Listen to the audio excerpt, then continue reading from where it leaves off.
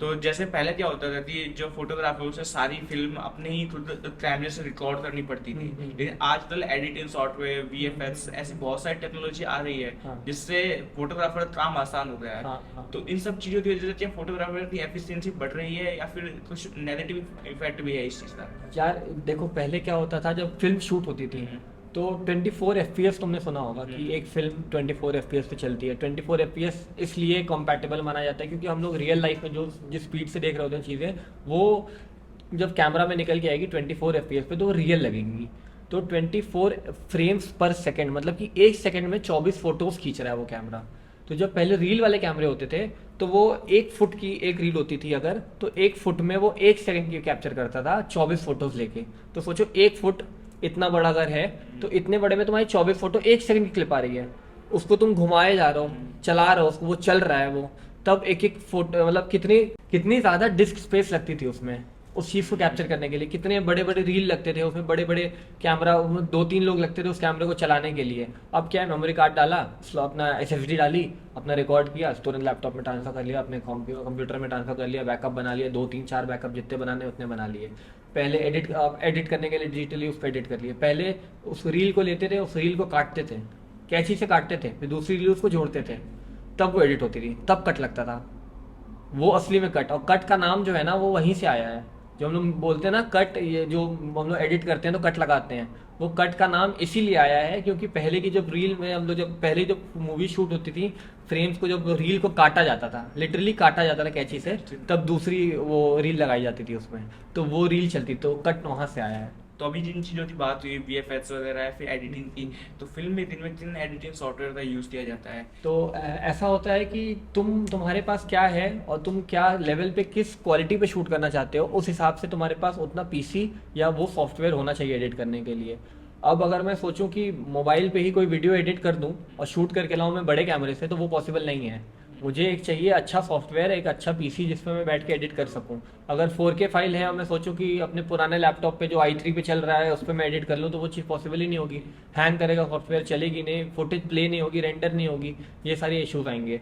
लेकिन अच्छे अच्छे सॉफ्टवेयर जो होते हैं, जो अभी इंडस्ट्री में जो इस लेवल पर जो हम लोग देख रहे हैं, जो यूट्यूब यूट्यूब है, जो फिल्म, जो प्रॉपर फिल्म है प्रोडक्शन की, उसकी बात नहीं कर रहा हूँ मैं, जो इस लेवल की जो फिल्म होती हैं, जो अभी तुम अपना सारा काम कर सकते हो जिस सॉफ्टवेयर से, वो तुम्हारा, वो सारे जो हम लोग एडिट करते हैं, जो मैं एडिट करता हूँ जिस सॉफ्टवेयर पे, जो जो बाकी सारे आर्टिस्ट एडिट करते हैं, वो कुछ अभी 3-4 प्रोफेशनल सॉफ्टवेयर्स हैं।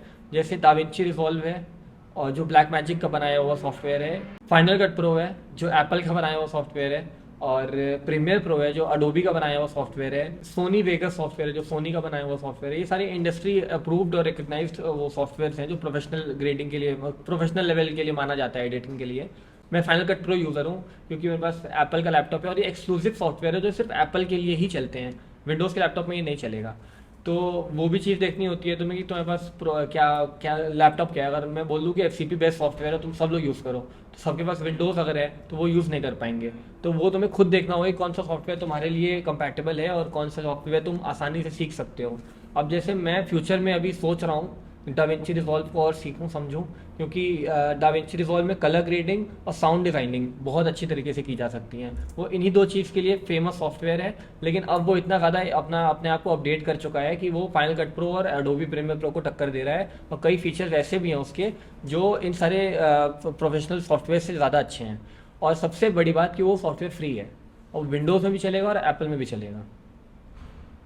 तो जब फिल्म मेकिंग की बात होती है, जब फुल बॉलीवुड हॉलीवुड जितनी भी पिक्चरें बनती हैं, वो सारे जो एडिट होते हैं वो एविड मीडिया कंपोजर पे एडिट होते हैं। उसके लिए बड़े बड़े कंप्यूटर चाहिए, और हैवी सॉफ्टवेयर है, उसमें बहुत सारे काम एक साथ कर सकते हो, बड़ी बड़ी टाइमलाइन तुम एक साथ रेंडर कर सकते हो। तो वो एविड मीडिया कंपोजर है, जिसको एविड नाम है वो सॉफ्टवेयर का। वो सॉफ्टवेयर भी मैं कभी फ्यूचर में मन किया एडिट थोड़ा और सीखने का, तो मैं वो सीखूंगा। तो जैसे आपने अभी एफसीपी के बारे में बताया, आफ्टर इफेक्ट, दा विंची के बारे में बताया, तो ये सॉफ्टवेयर इतने हैवी हो जाते हैं कि यार एक नया अगर कोई बंदा ज्वाइन करना चाहे फोटोग्राफी के करियर में, एडिटिंग करना चाहे, हाँ तो उसके लिए जब पहले उसे ये सॉफ्टवेयर दिखाए जाते हैं तो एक बार उसे भी लगता है कि यार इतने हैवी चीज़ें हो जाएंगी मेरे लिए, तो स्टार्ट करने के लिए कुछ ऐसी चीज हाँ, है क्या बिल्कुल बिल्कुल इसमें है, जिससे बिल्कुल। बंदा छोटी इन्वेस्टमेंट से स्टार्ट कर सके? बिल्कुल बिल्कुल बिल्कुल। मैं जब इससे पहले जब मेरा सबसे पहला लैपटॉप था वो सैमसंग का विंडोज़ लैपटॉप था, अभी भी मेरे घर पे रखा हुआ है वो। तो वो जब मैं लैपटॉप यूज़ करता था तो उसमें मैं विंडोज़ मूवी मेकर या फिर फिल्मोरा फिल्मोरा 9 था, उसमें फिल्मोरा वगैरह का सॉफ्टवेयर मैं यूज़ करता था, थोड़ा बहुत एडिटिंग कभी करनी हो तो। बट उसमें तो वाटर मार्क आता है ना। वाटरमार्क आता, क्रैक डाउनलोड कर लेता था उसका। हम्म। तो वो कर लेता था मैं उसके साथ। और बाद में जब मैंने एप्पल पे स्विच किया तो मेरा मैकबुक प्रो था 2000 मिड 2012 एडिशन, जो मैंने कुछ 2017 में खरीदा था, उस टाइम वही मॉडल था। वो लिया था मैंने, उसकी हार्ड डिस्क ज़्यादा थी लेकिन उतना अच्छा परफॉर्म करने वाला लैपटॉप नहीं था वो, लेकिन काफ़ी हद तक मेरा साथ दिया था उस लैपटॉप ने। तो मैंने उसमें आई मूवी यूज़ किया था, जो एप्पल का फ्री सॉफ्टवेयर है, उसके ऐप स्टोर से भी तुम डाउनलोड कर सकते हो। अब आईपैड्स वगैरह में भी आ गए हैं वो सॉफ्टवेयर। तो आई मूवी आईफोन में भी है अब वो। तो जो लैपटॉप वाला ऐप था ना वो काफ़ी ज़्यादा सिमिलर है एफ की तरह। तो दोनों एप्पल का बनाया हुआ प्रोडक्ट है, एक तुम्हारा और प्रोफेशनल है एफ और वो तुम्हारा बेसिक लेवल पे सारी चीज़ें सिखा देता है। तो मेरे लिए आसान हो गया था आई मूवी से एफ पे शिफ्ट करना, वो ट्रांजिशन काफ़ी स्मूथ था। फिर बाद में सीखता गया और पढ़ता गया एफ के बारे में, तो मेरी आदत ही उसी पे पड़ गई। प्रीमियर प्रो पे कभी गया ही नहीं और मैं जाने की सोचता भी नहीं, क्योंकि उसमें इतने ज़्यादा क्रैशेज हैं जो मैं कभी चाहूँगा नहीं कि मेरे साथ हो और किसी के साथ भी हो। ये चीज़ अडोबी को जल्दी फिक्स करनी चाहिए। और एफ में खास बात ये है कि वो ऑटो सेव होता रहता है, कभी प्रोजेक्ट उड़ेगा नहीं। मेरा आज तक कभी टचवुड कभी कोई प्रोजेक्ट इस वजह से उड़ा नहीं है कि कभी एफ क्रैश किया हो। और बहुत ही रेयर चांस हुए होंगे कि कभी मेरा एफ क्रैश हुआ होगा या कभी मेरा मैकबुक क्रैश हुआ होगा। और मुझे नहीं याद कि कभी मैंने बहुत बड़ा स्ट्रगल किया हो, या फिर एक बार हुआ था मेरे साथ जब मैंने रेड की फाइल जिसमें डाली थी, उसको पहले एनकोड करके चेंज करना पड़ता है। वो प्ले नहीं होंगे तुम्हारे लैपटॉप में नॉर्मली, उसका अलग से सॉफ्टवेयर डालो, उसकी फाइल्स को वो करो, चेंज करो ताकि तुम उसमें प्रोसेस कर सको। उसकी प्रोजेक्ट फाइल ही 1 TB के आसपास हो गई थी, उसकी प्रोजेक्ट फाइल 1 TB के आसपास हो गई थी। तो हमने एक SSD खरीदी अलग से उसको एडिट करने के लिए। तो किसी तरह वो फाइनली वो प्रोजेक्ट निकाला। हमने सोचा कि उसकी क्वालिटी थोड़ी डिग्रेड करके एडिट करते हैं, तो मैंने सोचा कि अगर यही करना था तो रेड पे क्यों शूट किए। रेड मतलब इंडस्ट्री कैमरा है, वो फिल्म शूट होती हैं उस पर, बड़ी बड़ी पिक्चरें बनती हैं उस कैमरे पे। तो फिर ये सीन था, लेकिन एडिट हम लोगों ने उसी पे किया, एफ पे ही किया। अच्छा आउटपुट निकला था। तो आपने बताया जैसे फिल्म में की शूटिंग के लिए रेड कैमरा तो यूज़ करते हैं, तो ये रेड कैमरा के बारे में बताइए कि ये रेड कैमरा स्पेशली क्यों यूज़ लिया जाता है? ये नॉर्मल कैमरा में और रेड कैमरा में क्या डिफरेंस है? यार देखो, सबसे बड़ी चीज़ होती है सेंसर साइज, सेंसर कितना बड़ा है तुम्हारा या फिर कितना तेज़ वो चीज़ कैप्चर कर सकता है। उसकी जो बॉडी बॉडी होती है वो सिर्फ बॉडी अलग से बिकती है, उसके ऊपर का मॉनिटर अलग से बिकता है, उसका हैंडल अलग से बिकता है, उसके लेंस अलग से बिकते हैं, उसका अडेप्टर अलग से बिकता है, उसकी बैटरी अलग से बिकती है, उसके मेमोरी कार्ड अलग से बिकता है, उस मेमोरी कार्ड का कार्ड रीडर अलग से बिकता है, और उसके सॉफ्टवेयर अलग से बिकते हैं कि उसको प्ले कैसे करना है। बहुत सारी चीज़ें तुम कंबाइन करोगे तब वो प्रॉपर एक कैमरा बनेगा यूज़ करने के लिए।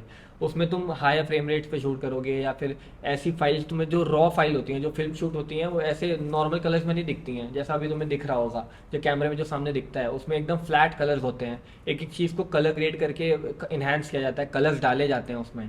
समझ लो कि एकदम डीसैचुरेटेड कलर्स दिखेंगे उसमें तुम्हें। और उसमें ISO लिमिट्स भी होती हैं कि मिनिमम तुम 800 ISO पे शूट कर सकते हो, मिनिमम 400 ISO पे शूट करते हो, उससे भी ग्रीन साइन लगते हैं। इन सबको बड़ी बड़ी लाइटें लगती हैं, इसमें फैंस होते हैं इसकी बॉडीज़ में। रेड की जो बॉडी होती है उसको ब्रेन बोलते हैं, ब्रेन नाम से उसको जाना जाता है। तो ब्रेन जो होती है उसकी वो बहुत महंगी आती है, उनकी स्टार्टिंग प्राइस भी कुछ 7-8 लाख रुपए की, उसकी सिर्फ ब्रेन जो सबसे सस्ती ब्रेन है उसकी वो स्टार्ट होती है। और फिर जाने को तो फिर बहुत बड़े बड़े प्राइसेस तक जाते हैं। और फिर उससे भी बड़ी कंपनी आरी है, बड़ी कंपनी क्या, दोनों कम्पिटिटिव कंपनी बोल लो, लेकिन आरी जो है वो बहुत ही नेक्स्ट लेवल कैमरा है। IMAX कैमराज होते हैं, उन सब के सेंसर्स बड़े होते हैं, वो डायनामिक रेंज ज़्यादा अच्छी होती है, तो ये सारी चीज़ों का फ़ायदा पड़ जाता है। और ये सारी चीज़ें जो सेंसर होता है हमारा वो उस लेवल के प्रोजेक्शन पे जो थिएटर में चल रही हैं उतनी बड़ी स्क्रीन पे प्रोजेक्ट करने लायक है कि नहीं। अब हमारे छोटे कैमरे उतनी बड़ी स्क्रीन पे नहीं प्रोजेक्ट कर सकते, फोटो फट जाएगी, ठीक है, जो और क्रॉप सेंसर लोगे तो और नहीं चलेंगी। तो ये सारी चीज़ों का भी फ़र्क पड़ता है बड़े कैमरे और फिल्म कैमरेज में। तो जैसे कि अभी फिल्म मेकिंग की बात हो रही थी, तो फिल्म मेकिंग में सिनेमेटोग्राफर का बहुत बड़ा रोल होता है, सारा फ्रेम जो है वो सब सिनेमेटोग्राफर के ऊपर टिका होता है। लेकिन जब हम देखते हैं जैसे अवतार जैसे मूवीज जो शूट होती है जिनमें पूरा एक VFX यूज किया जाता है, तो इनमें सिनेमेटोग्राफर का ज़्यादा रोल होता है या फिर जो एडिटिंग करने वाला बंदा है तो उसका ज़्यादा रोल होता है? यार देखो, जब एनिमे प्रॉपर बनती है तब तो उसमें तुम शूट नहीं करते हो, जब वो प्रॉपर स्केच करके या फिर फ्रेम्स बना के एक एक फ्रेम्स को एडिट करके या फिर एनिमेट करके ही बनाया जाता है, मॉडलिंग वॉडलिंग करके। लेकिन जब ऐसी मूवीज आई जिसमें सीजीआई का यूज़ एक है, फ्रेम खुद हाथ से ड्रॉ किया जाता है हाँ, उसमें। या तो पहले जब मिक्की माउस जब चलता था ना, फ्लिप बुक जानता है ना तू, फ्लिप बुक flip- होती है, ऐसे फ्लिप करते हैं वो मूव करने लगती हैं, तो वो हमारी आईज को ऐसा दिखाते हैं ना कि बहुत तेज चल रहा है कोई चीज़, एक एक फोटो इतनी तेज तेज चल रही है कि वो मोशन में दिख रही है। तो मिक्की माउस वगैरह भी जब पहले बनते थे तो एक मिक्की माउस का काट लिया कैरेक्टर, और उसके पीछे एक बैकग्राउंड काट लिया, घास है मान लो, पेड़ है पीछे, तो वो लगा दिया और उसको फ्रेम में एडजस्ट करते थे और उसकी एक फ़ोटो ले ली या उसको कैप्चर कर लिया, और फिर अगले फ्रेम में उसको खोलते थे शीशे को, मिक्की माउस को आगे बढ़ाते थे, पेड़ को पीछे करते थे, घास को पीछे सरकाते थे, फिर फोटो चलते थे, फिर ऐसे ऐसे करते हुए उसका पैर हिलाते थे, तो वैसे लगता था कि एक मोशन में चल रही है वो चीज़। तो वो होती थी पहले ज़माने में, जब वो एनिमेशंस बनते थे, एनिमेशन ड्रॉ करके बनते थे।